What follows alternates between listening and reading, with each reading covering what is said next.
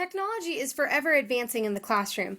As you can see, classrooms have come quite some way since the 1850s, when things such as projectors, calculators, and televisions began to be implemented in the classroom. It changed how students learned forever. 10 years ago, students looked things up in a textbook or dictionary if they didn't understand things, but today, 7-year-olds have the ability to operate tablets and smartphones to look things up online.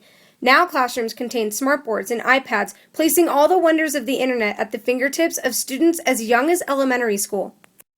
At a high school in California, smartboards are used by teachers in classrooms such as physics, English, math, biology, and language classes. These teachers use features like the notebook to import pictures or documents. Smartboards also have functions where students and teachers can draw things. Smartboards serve as a great interaction between students and teachers.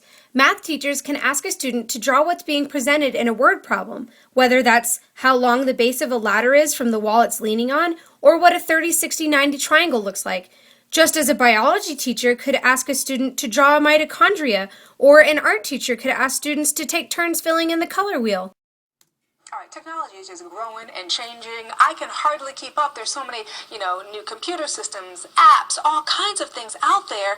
And I have to tell you, although my kids do know more about it than I do, it changes so much. How can we help our kids continue to keep up with everything? Classrooms are veering from being a dominantly pencil and paper setting and are headed more towards a PowerPoint and video setting. Calculators are frequently updated, and the newest ones can be a little hard to understand. One middle school teacher by the name of Christina Sheets permitted her students to limitless calculator use, and it ended up doing more harm than good. She believed that her students would use it to speed up their mathematical processes, but instead her students were forgetting the fundamental skills that they had learned in the past. Though graphing calculators can teach students a lot because of everything the calculator has to offer, it can be dangerous if used too frequently. Mr. Berkey shares that his classes are heavily dependent on calculators. They see it as a comfort blanket. For simple times tables, or even simple addition, his students will use their calculators. Mr. Berkey says that this dependence is a disadvantage, that his students aren't learning the math concepts, but rather trying to find calculator tricks or shortcuts. The calculator does the work, but the student does the learning and understanding.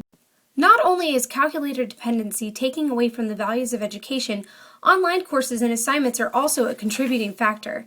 Colleges give their students the option to take online courses where they're learning the same material as a lecture class, but they're sitting on their laptops instead of in a desk chair.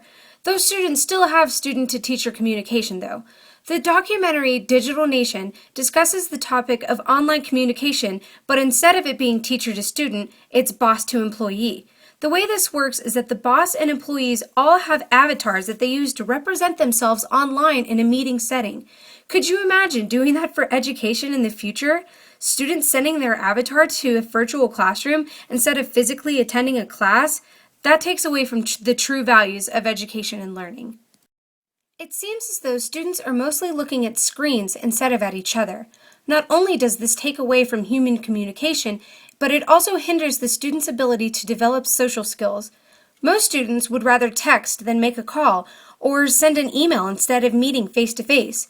Instead of asking simple questions in class, students would rather Google their questions in order to find the answer. It's sad that Google is used less as a noun and more as a verb in today's time. It's important to expose students to technology because the future will be consumed with it. But let's not forget the past fundamental skills that education has taught us, which brought us to where we are today. Classrooms will constantly be changing to find a healthy balance between fundamental educational skills and an understanding of technology.